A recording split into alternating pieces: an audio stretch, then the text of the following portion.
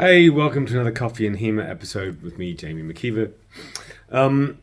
Not following any particular order, so I'm not sure when I'm actually going to publish this, but I want to talk today about heavy hitting and kind of reframing how people think about it and how people deal with it, right? And it's not just heavy hitting; it could be any safety issue, to be honest, or anything you're uncomfortable with your opponents, training partners, whatever.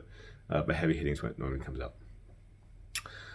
And I see this a lot with people discussing heavy hitting, discussing what to do, discussing whether to penalize it or how to penalize it in a tournament. Most people say agree with that, but also about what the threshold is. And people say something to the effect of, "Oh, it was a hard hit, but there was no malice behind it," or "They didn't mean to hurt the person," or "Oh, yeah, but there was this mitigating circumstance of the other person stepped in this way, or it hit the wrong bit of the equipment, or whatever it happens to be." Right? And people have this tendency to try and excuse the hit was too hard by all these methods to kind of imply that, yeah, maybe it was too hard, but it was mitigated by some factor that means that the person's not at fault, or the person's not a bad person for heavy hitting. And I feel like this tendency is because people conflate hard hits with somebody being bad or malicious.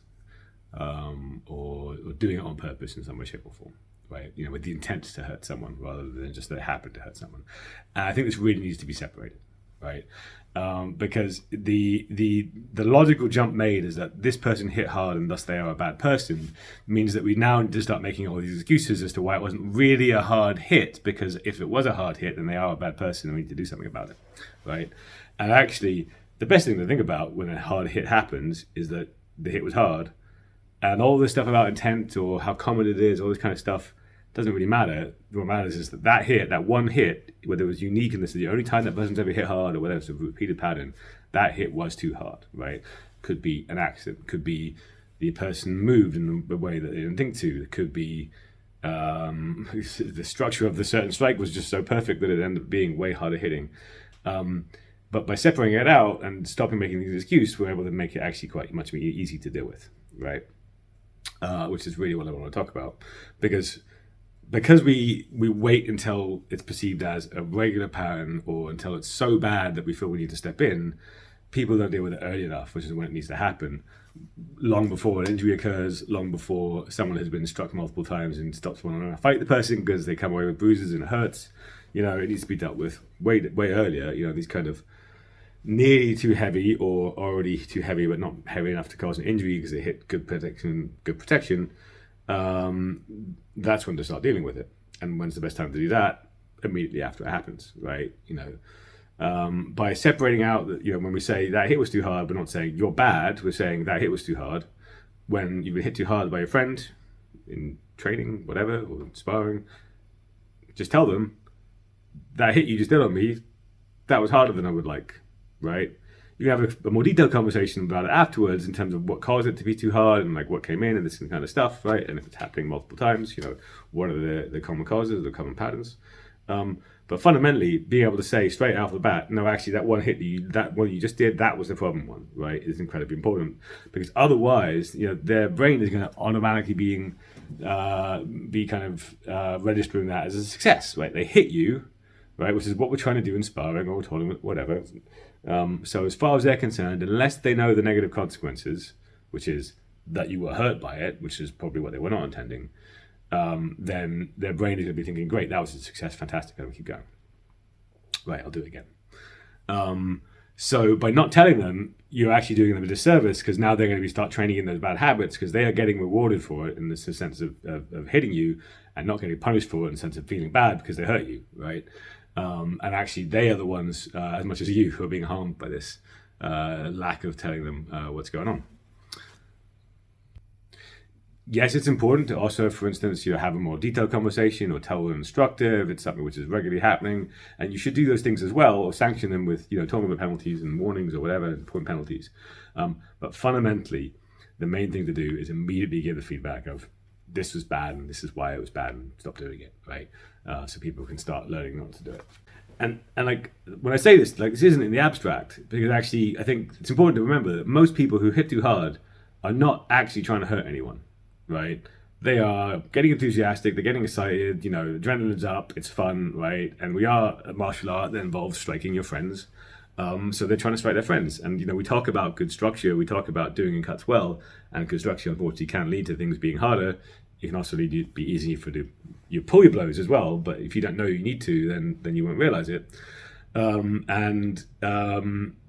You know, most of the time, someone's hit too hard, it was not intentional, right? They weren't trying to injure their friend, because their friend, I hope, and they just accidentally hit too hard. Most of the people that I have spoken to directly about hard hitting or other behavior that I consider dangerous and I want them to stop have taken the feedback extremely well. And they have built on it, they've recognized it, they've done a strong effort to reduce heavy hitting. They've moved to situations where I tell my students if they're too heavy hitting, or people in the club, I'll tell them to make sure that, you know, I'll tell them what they've done wrong in terms of what kind of strikes they're heavy hitting, and I'll ask them to explicitly check in with training partners afterwards and ask them about intensity levels, about force levels, while they're trying to manage it, so that it's not all on the person receiving the blow to come forward, that they're actively going to say, what was that good enough, or was that too hard, right? So that people don't have to remember to tell them and they're actually proactively getting it. But by and large, I can think of a good dozen people where at some point I or someone else within kind of my committee, Wessex League or LHFC, have identified someone who's hitting too hard, had a conversation with them about it, helped them come up with ways of dealing with it, and they are still around now, fencing nicely, and people less, and not hitting hard, and that's good, right? You know, so fundamentally, what I want to get across is, just because someone hit you too hard doesn't mean they're a bad person. Most of the time, it was probably an accident. They didn't mean to. They probably don't even realize that they did. The best way of stopping it from happening again is to tell them that it was too hard, and the best way to do that is as soon as possible, immediately after the hit, or at least after the sparring or the match or whatever that it happens to be. They need to be informed, you know, straight away, so that they can start realizing that this is not purely a good thing, and they need to work on the things that are negative from it to try and wheel it back. And if you don't do it, you are doing yourself a disservice, because they'll probably hit you too hard again. You're doing them a disservice because they won't realize they're hitting too hard, and they'll continue to be a hard hitter. They'll get a reputation of being a hard hitter, and no one will offense them. And they might not even realize it. They might not even know why. And of course, you'll be doing everybody else a disservice, because they'll continue to be hitting too hard in lots of different circumstances, and it'll probably get worse because they're never being told what they need to fix. So thanks for watching. Hopefully at the end of this time, next time you receive a too hard hit, you will tell somebody that it was too hard.